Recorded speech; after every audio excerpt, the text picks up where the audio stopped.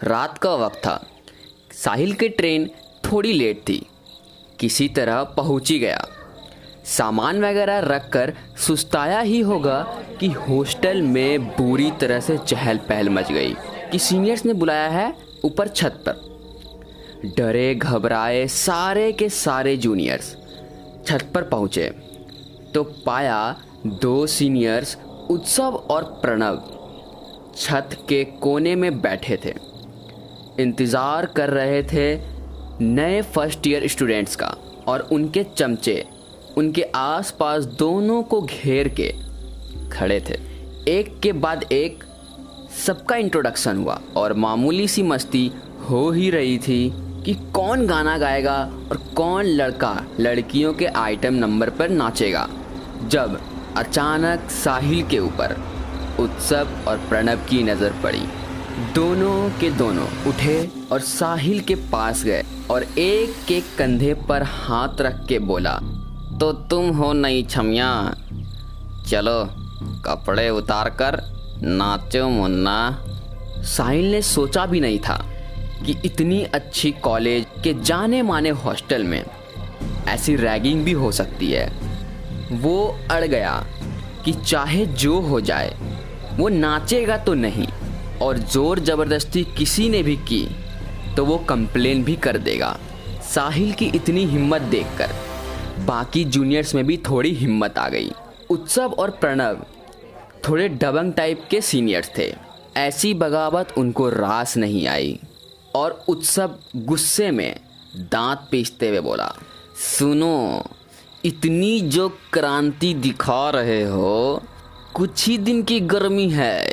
4 साल इस कॉलेज में रहोगे, हमसे बचकर कहाँ जाओगे। जितना बोला जाए उतना करो, वरना 4 साल जिंदगी नरक बना के रख दूंगा सबका, समझे।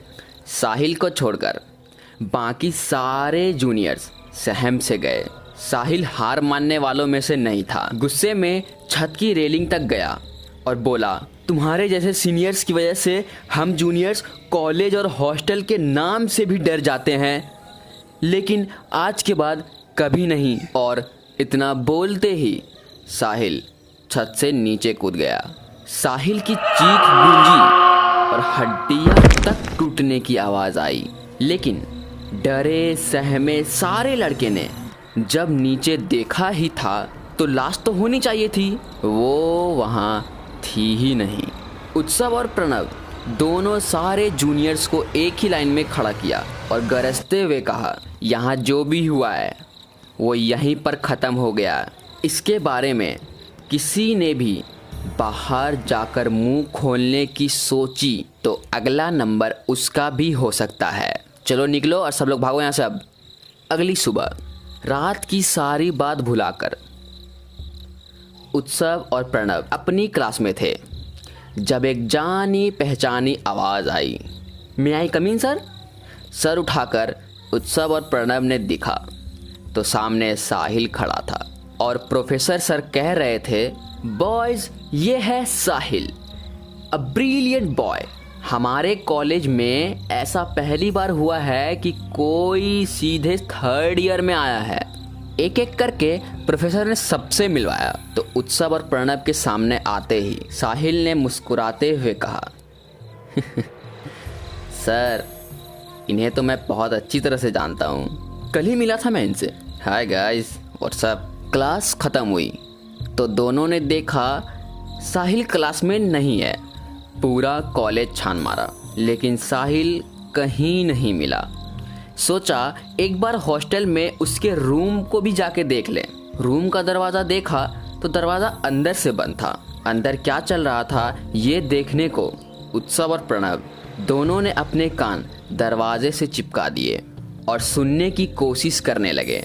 पहले ऐसे किसी की फ़ोन पे बात करने की आवाज़ें आ रही थी और फिर अचानक अंदर से आती सारी आवाज़ बंद हो गई और एक आवाज़ उस पार से दोनों को धीमे से कानों में फुसफुसा कर कहा, कान हटाओ मेरे दरवाजे से, भाग जाओ वरना अच्छा नहीं होगा।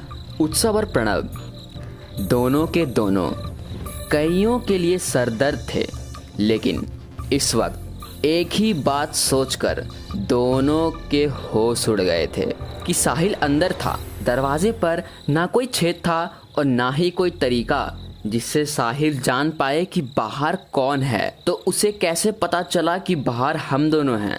यही सोचकर रात की बात भी याद आई। तो दोनों ने साहिल के दरवाजे से अपने रूम की ओर दौड़ लगाई और बिना एक पल को सांस लिए सीधे अपने रूम में पहुंचकर दरवाजे बंद करके ही रुके। सारी शाम निकली, देर रात का वक्त था। उत्सव और प्रीतम डिनर हॉल से लौट के कमरे में आ चुके थे। डिनर पर साहिल नहीं दिखा था। चुपचाप कुछ देर पढ़ाई करके दोनों लेट गए। उत्सव, जिसके बगल में ठीक बाथरूम का दरवाज़ा था, उसने करवट बदली तो उसके आँखों के सामने बाथरूम की बत्ती का स्विच ऑन हुआ और बत्ती जली। उत्सव को नींद में लगा शायद प्रणव होगा, लेकिन तभी उसकी स्विच पर जमी हुई आंखें चौड़ी हो गई जब उसने देखा कि बाथरूम का स्विच अपने आप ऑफ हो गया। उत्सव घबराया तो जरूर, लेकिन फिर उत्सव ने उठकर हाथ रखकर स्विच को बार बार ऐसे ऑन ऑफ होने से रोकने के लिए उस पर हाथ रखा ही था जब उत्सव को साफ साफ समझ आया कि उसके हाथ के ऊपर किसी और का हाथ था और धीमे धीमे उस हाथ का दबाव बढ़ता जा रहा था, जिससे कि अब स्विच चटकने लगा था और देखते ही देखते वो छोटा सा स्विच बोर्ड टूटा और उत्सव का हाथ सीधा जाकर नंगी तारों पर लगा और बिजली के झटकों से चीखता हुआ उत्सव वहीं चिपक गया। उत्सव को बाथरूम लाइट के स्विच से ऐसा बिजली का झटका लगा कि उत्सव उसी से चिपक कर बुरी तरह से झुलस गया था। उत्सव को आनन फानन में हॉस्पिटल ले जाया गया। उसकी सांसें नहीं आ रही थी। किसी तरह उसको वेंटिलेटर पर रखा गया। अगले 48 घंटे ऑब्जर्वेशन में रखा जाना था। उत्सव अपने बेड पर लेटा हुआ ऑक्सीजन मास्क पहने आधी बेहोशी में था। शायद जब उसकी बेहोशी में उसे सुनाई दिया, सुन उत्सव, अगर मेरे बारे में मुंह खोलने की सोची भी तो जान से मार दूंगा। उत्सव किसी बिल्ली सा कबूतर की तरह बेड पे ही पड़े पड़े परेशान हुआ जा रहा था। वैसे ही वो अधमरा था, ऊपर से और ज़्यादा दिमागी परेशानी से हैरान था। अगले दिन शाम को क्लासेस वगैरह ख़त्म करके प्रणव उससे मिलने आया। पास आकर बैठा तो उत्सव ने मास्क निकालकर किसी तरह बात करने की कोशिश करते हुए बोलना शुरू ही किया था और बोलने की कोशिश करते करते ही खतरे के बाहर हो चुके उत्सव ने वहीं के वहीं अपनी आखिरी हिचकी ली और दम तोड़ दिया। प्रणव का सबसे अच्छा दोस्त सुख दुख इस कॉलेज हॉस्टल में इकलौता साथी मर चुका था। उत्सव के माँ बाप भी पहुंच चुके थे। प्रणव के सामने से उसकी लाश लेकर उत्सव के माँ बाप चले गए। उन पर तो जैसे दुखों का पहाड़ ही टूट पड़ा था। दुख का कंधा लिए वापस कॉलेज कैंपस पहुंचा और हॉस्टल की एक एक सीढ़ी चढ़ता हुआ सोचता रहा कि अचानक कैसे हो गया। प्रणव ने अपनी जेब से चाबी निकालकर अपने कमरे का ताला खोला, अंदर की लाइट जलाई तो उसकी चीखें निकल गई और चीखता हुआ पूरे कॉरिडोर में भागने लगा, क्योंकि कमरे में सामने उत्सव के पलंग पर उत्सव की जली हुई जगह जगह से झुलसी पिघली चमड़ी वाली लाश पड़ी हुई थी। किसी तरह प्रणव को संभाल के बाकी लड़के कमरे तक लाए तो देखा कमरा तो खाली ही था। सबने कहा कि प्रणव का वहम था, लेकिन प्रणव जानता था कि उसने सचमुच वो लाश देखी थी। कोई शक ही नहीं था इसमें प्रणव को। उसने अपने कमरे में रुकने से साफ इनकार कर दिया तो हार मानकर एक दोस्त ने आखिरकार दोस्ती निभाते हुए कहा, तू उसके कमरे में रात बिता ले भाई। प्रणव उसके साथ चला गया और दोस्त के कमरे में सो गया। लेकिन प्रणव को भयानक सपने एक के बाद एक उसे परेशान करने लगे। वही साहिल का छत से कूदना, कभी उत्सव की आखिरी हिचकी, तो कभी उत्सव की झुलसी हुई लाश से रोते रोते बातें करना। आखिरकार प्रणव नींद में ही ऐसे भयानक सपने देखकर चिल्लाता हुआ जागा तो देखा कि वो अपने कमरे में ही था और बगल में उत्सव का पलंग खाली पड़ा था। प्रणव बुरी तरह घबराहट से कांप रहा था। उत्सव का पलंग खाली था और उसी के पलंग की तरफ देखते देखते अचानक ही प्रणव का धड़कन और बढ़ गया, क्योंकि बाथरूम का लाइट स्विच ऑफ करके तौलिए से मुंह पोंछते हुए उत्सव ऐसे निकला जैसे कुछ हुआ ही नहीं हो। प्रणव को समझने में देर नहीं लगी कि उसने एक बहुत ही भयानक बुरा सा सपना देखा। उत्सव तौलिया हाथ में लपेटे आकर पलंग पर बैठा। टेबल पर पानी के गिलास को उठाकर 2 घूंट पानी पीकर प्रणव को देखा और कहा, अबे ओ क्या देख रहा है? अबे तबीयत तो ठीक है तेरी, क्या हुआ?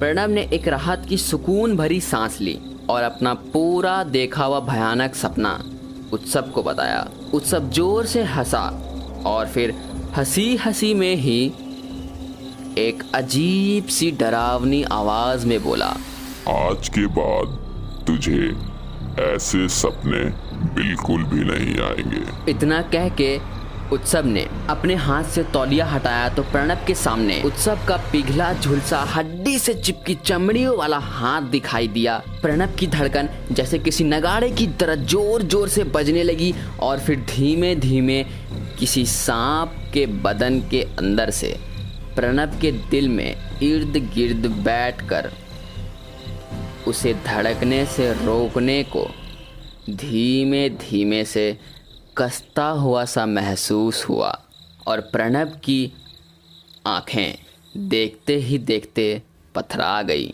उसकी आंखों के सामने छाया अंधेरा बेहोशी का नहीं बल्कि मौत का था। कभी ना जाग पाने वाली एक ऐसी गहरी नींद में सो चुका था। उस हादसे के बाद अगले दिन हॉस्टल में हाहाकार मच गया प्रणव की लाश को देखने के लिए। साहिल के बारे में पता किया गया तो मिली खबर ने सबको चौंका दिया, क्योंकि साहिल के पिताजी का कहना था कि साहिल तो कभी हॉस्टल पहुंचा ही नहीं। साहिल का एक ही सपना था ज़िंदगी में कि वो उसी कॉलेज में पढ़ेगा, उसी हॉस्टल में रहेगा। लेकिन बीच रास्ते से खबर मिली जिस बस से साहिल आ रहा था उस बस का रास्ते में ही एक्सीडेंट हो गया था, जिसमें साहिल मारा जा चुका था। जीते जी तो साहिल जी ना सका, लेकिन मर के ना सिर्फ औरों की मदद की बल्कि उस कॉलेज में आज भी कोई सीनियर्स रैगिंग के बारे में सोचकर कांप सा जाता है, क्योंकि साहिल कभी भी कहीं भी आ सकता है और शायद आज भी वो कॉलेज में घूम रहा होगा। मैं हूँ रॉय और ये था आज का खौफ।